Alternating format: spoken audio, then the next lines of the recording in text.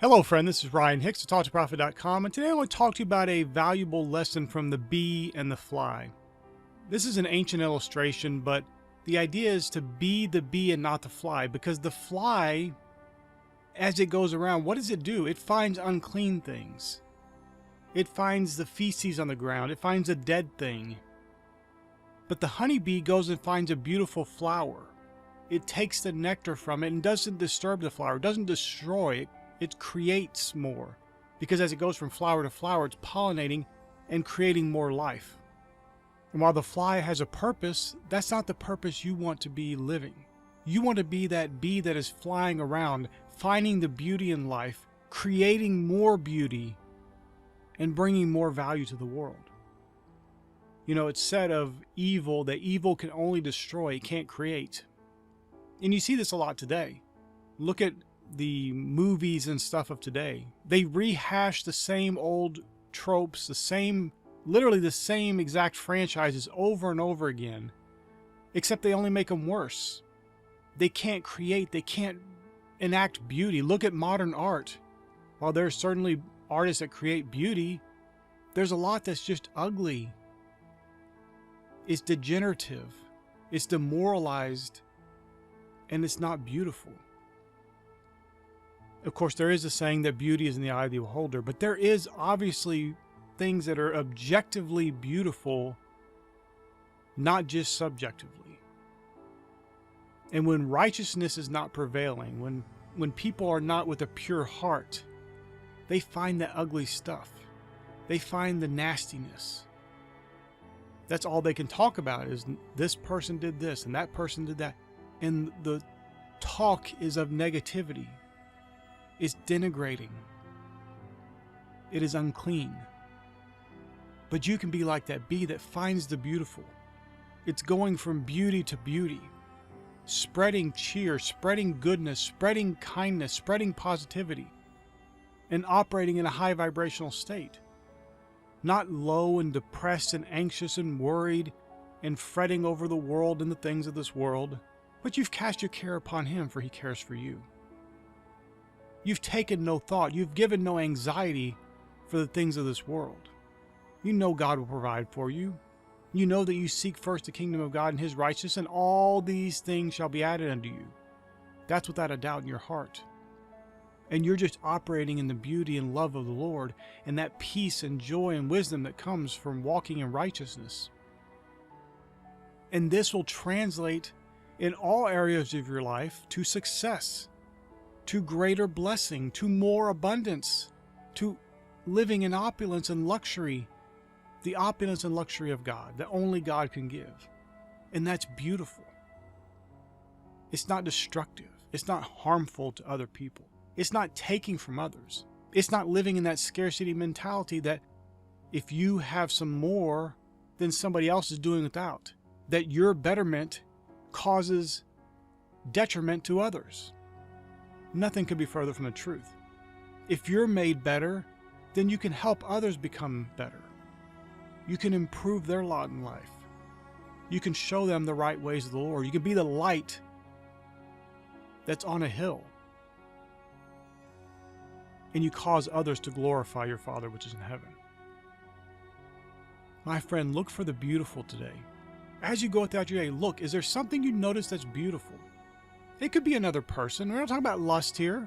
You could just notice their beauty, and that's a beautiful person. It brings a smile to your face. It could be a flower that God's adorned the ground we walk on with these beautiful things called flowers that we can enjoy. It could be an animal that you see and it's just living and being beautiful naturally. Not having to think about it, not having to wonder. It just is that beauty that God created it to be.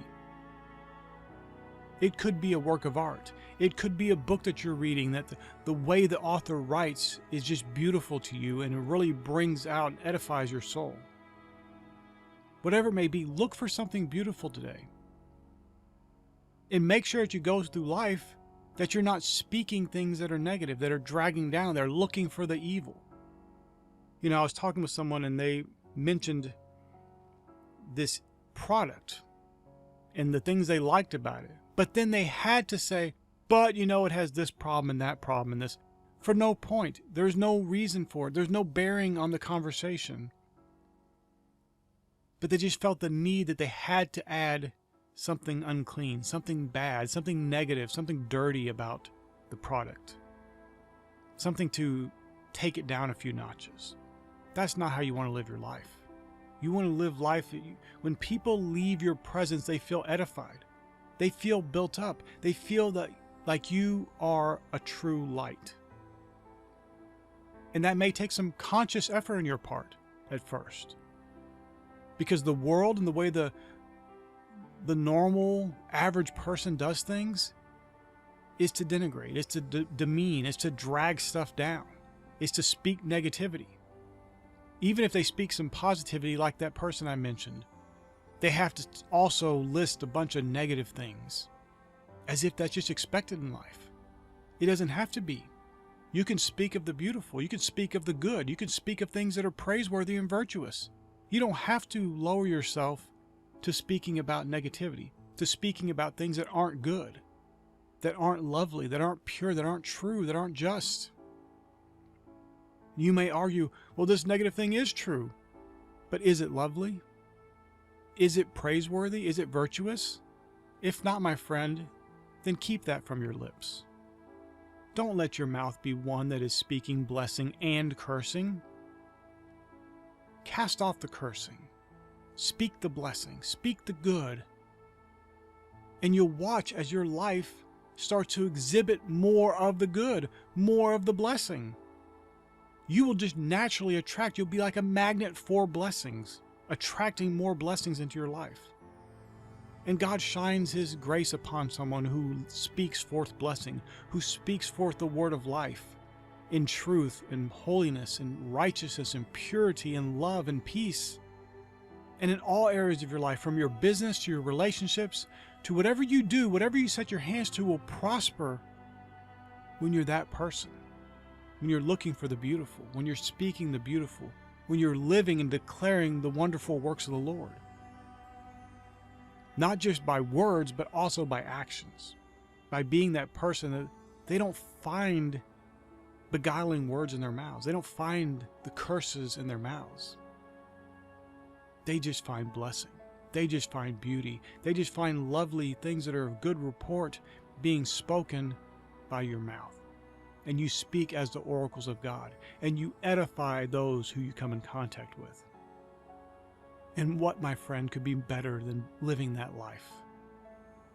The life that isn't looking for faults. It's not a fault-finding life. It's not looking for things to speak negative about. It's not trying to find the unclean, trying to find the unholy, trying to find the thing to find a fault in. It's just speaking forth life, speaking forth wisdom, speaking forth things of good report and that are lovely. Beautiful things, my friend. I pray this was a blessing for you. May God bless you richly.